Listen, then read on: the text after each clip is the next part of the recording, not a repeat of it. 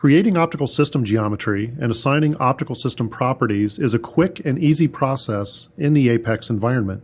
We'll look at a simple example of a faceted reflector and the optical system design tools that are available to us within the Apex workflow.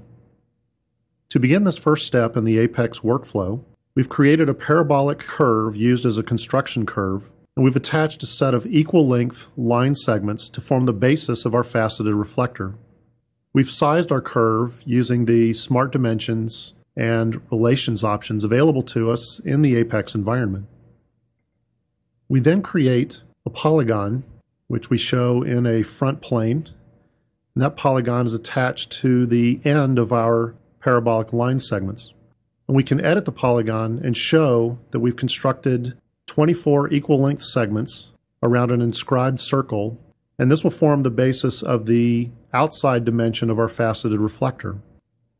We can now sweep our line segments using the polygon as a guide curve, and we can see that we've constructed the basis of our reflector. And to make this a solid model, we have added a thicken feature, and we can see the solid model of our reflector. We've inserted our reflector into an assembly file, and we can now look at some of the optical design tools that are available to us within Apex. Under the Optics Manager, we can see that we have a number of libraries that are included with Apex, and these include a variety of lenses, media types, coatings, scatter models, and sources. If we look at our media catalog, we'll see the extensive list of commercial glass, plastic, and infrared material manufacturers which are included.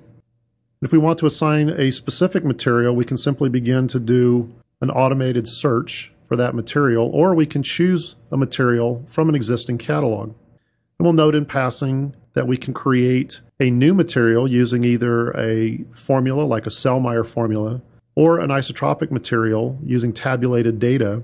And these materials can be included in an existing catalog or in a custom catalog, which we can then choose for a new part. Now, we don't need a media type for a reflector, but we might like to assign a coating to our reflector. And in this case, we can simply right-click on our reflector part, and we see a pop-up window which shows us all of the options that we have available for setting media types, coatings, scatter models. We can also ignore this part. We can make it emitting, and we can set some properties for ray splitting at the surface of our part. In this case, we want to create or assign a coating to our reflector. We can see that we have a number of options available to us within our Coatings Manager for creating or assigning prescriptive coatings using exact layer descriptions of the coatings. We can use a set of ideal coatings, or we can use coatings that we've created within our own catalog.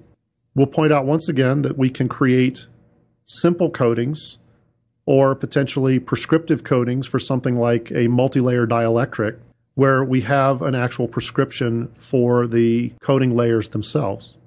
In this case, we'll choose a perfectly reflecting coating, and we can see that in essence, this coating has assigned a value of 1 or 100% reflectance for all wavelengths and ignoring variation with angle of incidence. So this is a perfect reflective coating at all wavelengths and all angles of incidence. We'll click OK, and we can see that within our Optics Manager that our coating has been assigned to our entire reflective part. Now, we might also be interested in assigning something like a scatter model to our surface, and we'll simply see that within the Scatter Model Manager that we can assign models for reflected rays, transmitted rays, or both, and we can select from an extensive list of commercial surface types. And we can simply click on one of these scatter types and assign it to our surface.